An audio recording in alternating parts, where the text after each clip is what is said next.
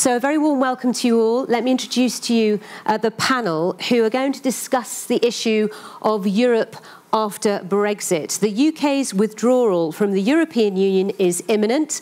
I'm sure we're all well aware of that. I certainly am. I work for BBC News. It's something I talk to my viewers about every day.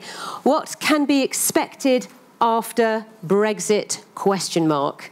Very big question. So let me introduce you to my panel. Next to me, we have Guy Standing, who is Research Professor in Development Studies at the University of London. Guy has a bulging CV, if you've read it on the system. Former Programme Director at the International Labour Organization.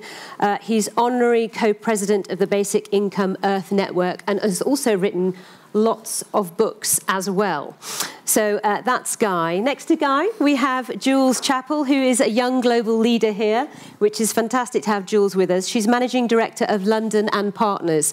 So what that organisation does that Jules runs, it's leading teams who support investors into London and help London-based companies to export and attract major cultural business events to the City of London. So that's Jules's role.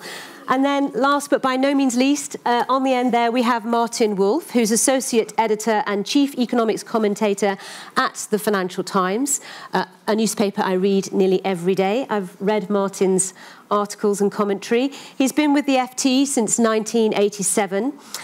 Again, Martin has a long and impressive CV, includes awards and honours. He was a senior economist at the World Bank, Director of Studies at the Trade and Policy Research Centre, among many other things. So we have a lot of expertise here on the panel. So before you get involved, we're just going to ask each panellist to give us their take on that question, bearing in mind it's quite a tricky question to answer, isn't it? When we don't know what Brexit looks like, how it will work, or if it actually happens at all. So, Guy, if you would like to begin. Yeah, I would like to begin as an aggrieved British citizen in the sense that a large number of us who live and work in Europe were denied the vote in the referendum on Brexit. There was a 72% turnout of British citizens in Britain who voted, and in effect, 37% voted to leave. It's hardly an overwhelming mandate, but it indicates a sense of the division in Britain. And I think that division reflects very much the stupidity of a referendum on a very complex subject. And not only the stupidity, but the divisiveness of the issue in terms of class, in terms of the growth of insecurity and the growth of austerity with the government. So the government was asking for Remain when they were pursuing policies of austerity, which were increasing the insecurities. This is relevant for our later discussion because it's happening in other parts of Europe. If you have your citizenry becoming more and more insecure and feeling aggrieved, then the government says, vote for us for Remain. Don't be surprised if a large number of them revolt against that. I think we also have a terrible situation because David Cameron, the Prime Minister at the time, has said recently that he doesn't regret calling the referendum, he regrets the outcome. That seems to me an exercise in semantics that I don't appreciate. We don't have a tradition in British democracy of a referenda. We're a representative democracy. We believe in Edmund Burke's principle. We elect people to represent us even if we may not agree with them. And I think we're in danger of repeating some of these errors that has taken place in Brexit today. And there's one other issue I'd like to mention at the beginning because it affects every single democracy today, which is that we're seeing a corruption of democracy dominated by plutocratic donors and owners of the media who can manipulate opinion. This is an unprecedented situation, which is incredibly powerful. We know in Britain that the Brexit vote was influenced by Cambridge Analytica, using all sorts of trickery and very big plutocratic money went into the Brexit campaign. Ironically, many of the leaders of that Brexit campaign are now rushing to leave Britain. The richest man in Britain has promptly gone off to live in Monaco, a tax haven, because he doesn't want to pay British taxes. Big company, Ratcliffe. He's just been knighted, and then he rushes off and he moves to a tax haven, openly saying it. The same with Dyson, the most dramatic entrepreneur who led in the Brexit thing. He's now moving his company to Singapore. Very, very interesting choice of place, a tax haven. He says it's got nothing to do with Brexit, but it's very strange.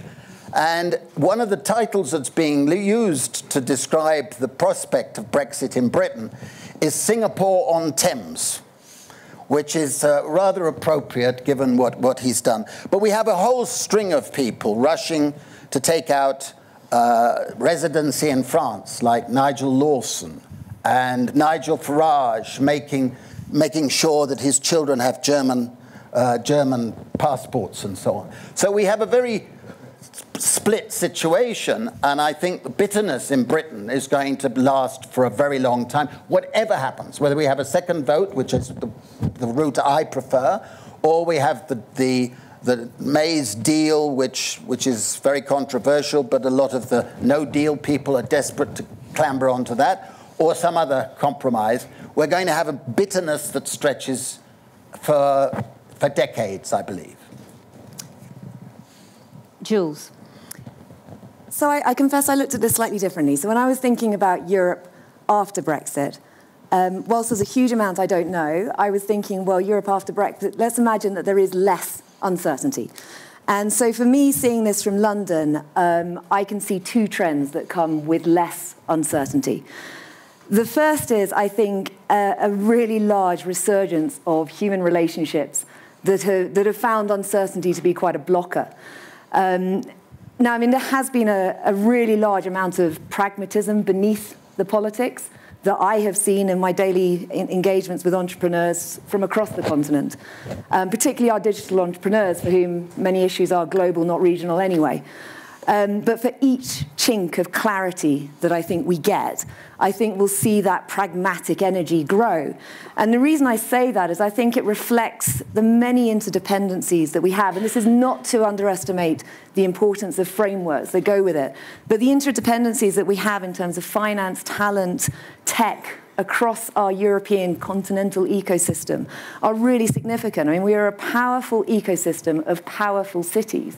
And actually, the report that came out on Monday at the start of Davos that had the 10 most powerful cities in the world, and 4 of them are European. London remains a city that attracts more FDI projects than any other city in the world. We see so much city-to-city collaboration that I and others are working incredibly hard to promote. But I think our entrepreneurs have been itching for certainty and clarity. And I've actually been quite struck by the levels of confidence that there will be ways through. So I take quite reassurance in that level of pragmatism that when uncertainty starts to reduce, we will start to see that collaboration come through from the factors that pull us together. The second thing that I think will be positive from a reduction in uncertainty is to all the energy, effort, brainpower that has gone into this issue, particularly on the UK side, but actually across European countries, has been significant at a time when, again, sitting in Davos, you have a time to lift your heads up and think about the fourth industrial revolution, the shared opportunities, but goodness, shared challenges, much of which I think is integral into why these issues are facing us from Brexit in the first place. But there are so many shared values that we have that I think for many people, actually, there was a lot that we took for granted that perhaps we now appreciate a little bit more. But when we talk about our shared liberal values, our shared diversity as a European continent, the importance we put around equality, these are things that when we talk about the future of AI and ethics, Europe needs to be firing on all cylinders right now. It's really important that our voice is heard at the global table. And so for me, the reduction of uncertainty, the reduction of finance going into contingency planning, but actually being put into issues where we all really need to be fighting together when we share so much, that for me is something that I look forward to. Martin. Okay, nobody said anything I disagree with, so it was perhaps a bit disappointing, but it means I don't need to go over the history of the referendum, which Guy went through very well, and some of the characters involved, whom he described pretty accurately,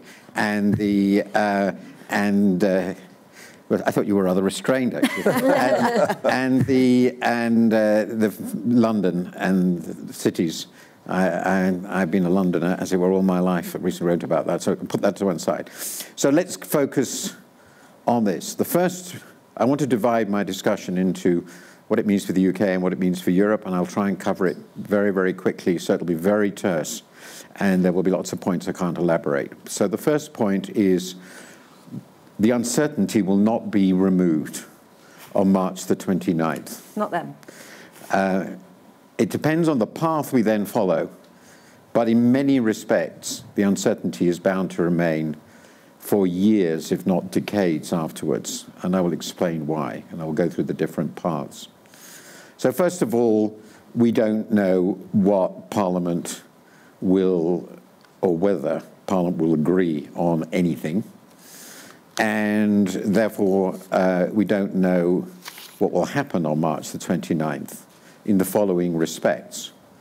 We don't know whether the Prime Minister's deal will ultimately be passed. I think that's still quite possible, and it's clear that the Brexiters are moving in that direction, as she expected. So the chances of that are significant. It is quite possible that no deal will be reached by Parliament, and then in theory we crash out. I'll come to that thing. And it is also possible that Parliament will agree and seek and gain an extension to the Article 50 vote, a number of European politicians to the Article 50, exit possibly or probably in order to have a second referendum. These are all possible outcomes. And they all obviously have completely different implications for subsequent uncertainty. If the Prime Minister deal goes through, the uncertainty is in a sense least, but all we've decided is the withdrawal. We have not decided, and indeed have not begun to negotiate quite deliberately, the post-Brexit trade deal. It's clear that that will be very difficult.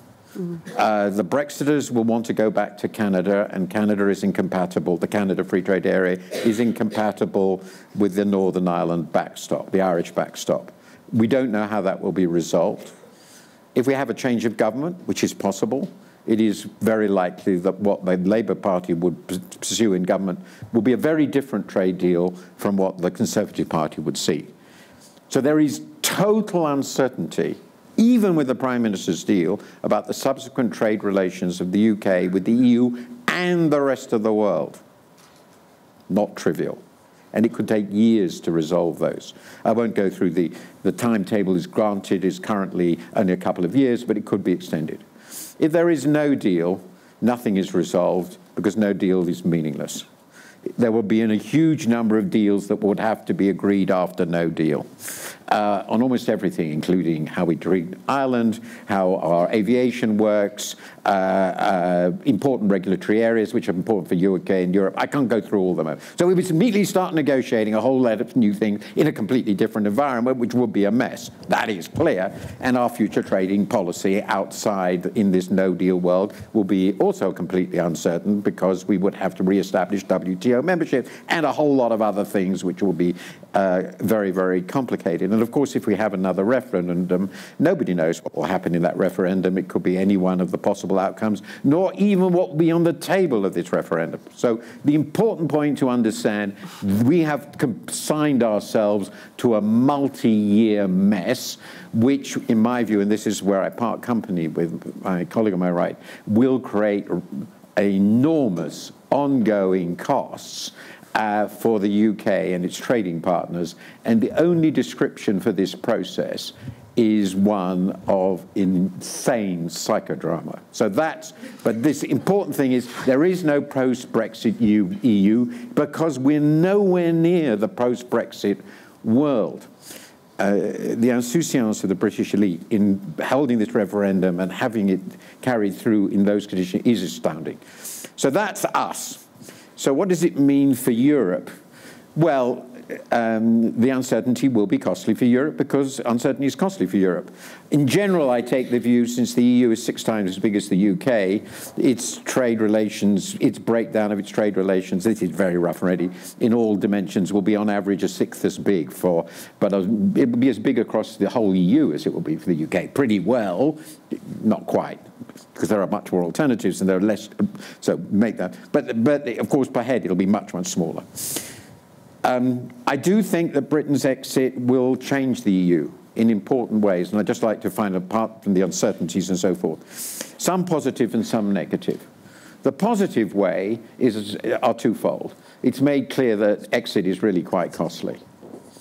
That's quite encouraging. And two, because it's made clear that exit is quite costly, it has pushed the whole EU together. So my favourite joke is that the great nightmare, and I know it should stop now, the great nightmare of Britain throughout history is that it should have a united Europe. And Britain, with Brexit, has united Europe against it. The other point, though, is its economic culture will change somewhat in a less liberal direction. Guy might like that, but that I think will be an important development. And of course, it will be smaller, and it will be seen in some parts of the world that a quite significant country has left, a country which is particularly visible because of its language and history, and they will say, well, if the British really think the EU is dying, maybe there's something in that. So all round, a complete, total, comprehensive disaster from which nobody important will gain, except, in my view, Mr. Putin. Okay. Thank you. There's a lot to think about there and unpack. I'm just conscious of time, and we do want to answer some of your questions. So as you were all talking there, I was thinking about various elements. I want to talk about, and actually one of the guests in the audience has brought this up with a question on Slido. If we're looking ahead to what life is like after Brexit, given the fact that we've got years and years of uncertainty and everything else and all the questions we can't answer, can we talk about what this means for the future of the labour market? So this question, what are the potential consequences in regards to the labour market? If you could keep your answers short, and can you talk about labour market in the UK and then labour market in Europe? Guy. Yeah, I'm going to be very brief. I wrote a book called The Precariat just before the referendum and before the election of Donald Trump. And I said a large part of the precariat of less educated part will be voting for Brexit and will be voting for Trump.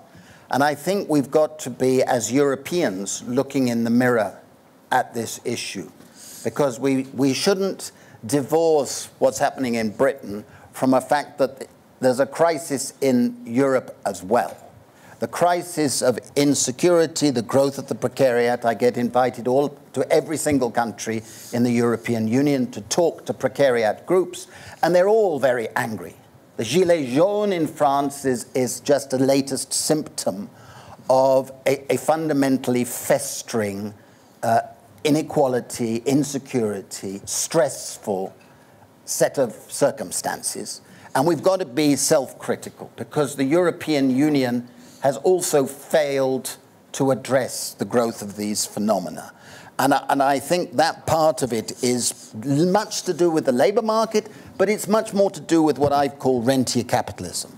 More and more the returns to economic growth go to the plutocracy and to plutocratic corporations.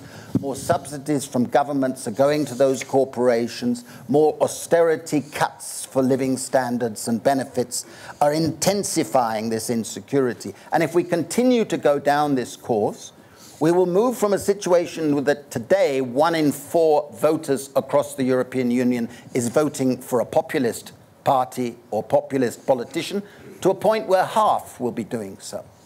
And that, of course, will spell political dangers that we don't need to elaborate because we've been there before. We're seeing what Trump represents.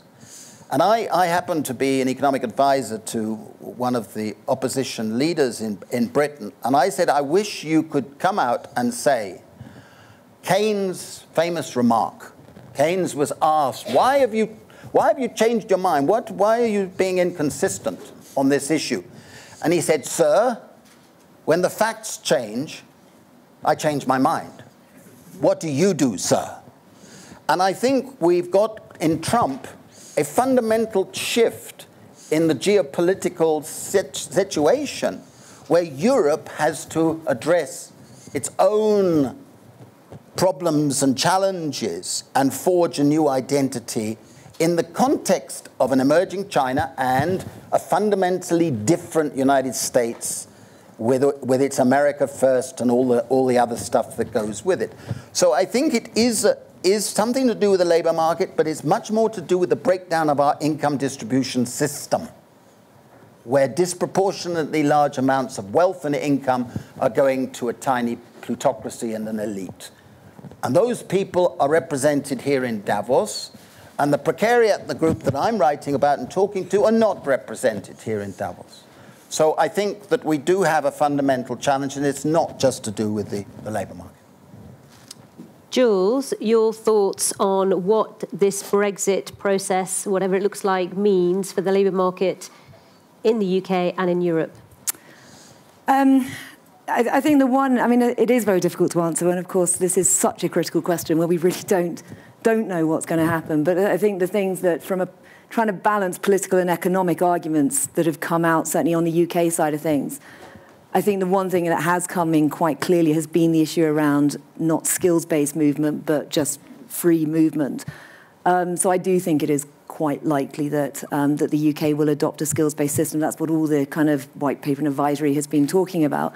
But again, I think that Europe as a continent, it will be far more hit by automation, by the need for reskilling, the digital economy, the changes in the way that we work and travel anyway, that I think that this is something that the agenda is moving on so quickly that it's something that we need to pool our brain power. So I know that's slightly avoiding the question, but I think it's very hard to predict, and it's not just about the arguments that we're having at the moment. I think there are arguments we haven't even thought of, but that the digital economy will dictate. Martin, something that Guy mentioned earlier was that, James Dyson's moving to Singapore. James Dyson's argument for going there is to find the right skills for his company and what he does. He says it's not about Brexit, not about tax. But there is this discussion about skills, where they are and how the system's working, education and everything else, that Europe is lagging behind the likes of Asia, the US. I can't obviously comment on Mr. Dyson's business affairs, and I wouldn't dream of doing so. But I think the points have already brought up. The most obvious change that one can expect if we leave, and if we have a government anything like the present one, both of which I think are open to question, is that immigration policy will change. The instinct of this government will be to try and reduce numbers very substantially. It will fail. I think that's about as predictable as anything. I can go with the reasons why, but it will certainly make life difficult. And again, it's perfectly clear that it will try to pursue a policy which is trying to deal with that very problem, which is oriented towards taking in skilled labour as they define it, which at the moment they seem to be defining by how much they're going to be paid. I understand the last one was $30,000 a year. Somebody can correct me. So if you're going to earn more than £30,000 a year, you can come and if not, you can't. That removes an awful lot of people who are very important to us, like pretty well all our nurses and pretty important. So that you can see the screams already, hear the screams already. So that will be our effect. Now, what would it mean? That will, of course, be a mess, because all our immigration systems are a mess, and changing them will make... that is certain. They will be under the Home Office, which is by a long way our worst department. Now, I think that's a non-controversial statement in Britain. The worst. Well, but then on the European side, obviously, export of labour, there's been a very significant emigration to the UK. A lot of talented, wonderful people have come.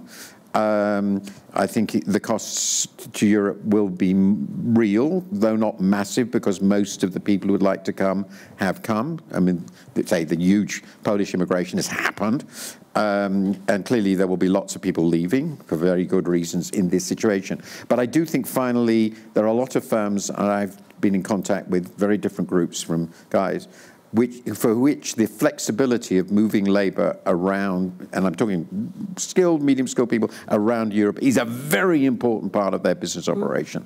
And if they're going to have to deal with the Home Office on every one of those things, it's going to be a bloody nightmare. And basically, they're going to run Britain as a completely separate island from the rest of the European business, because they're going to have to, and that will be one of the many ways in which this will be costly.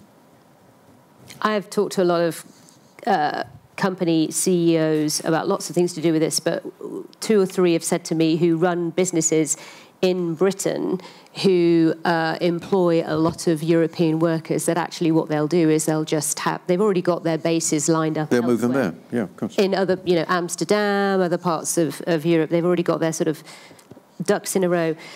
We're almost out of time, but I just want to, a lot of people have liked this question, and it's the top of my list here, so I'm going to put it to you guys for a quick response.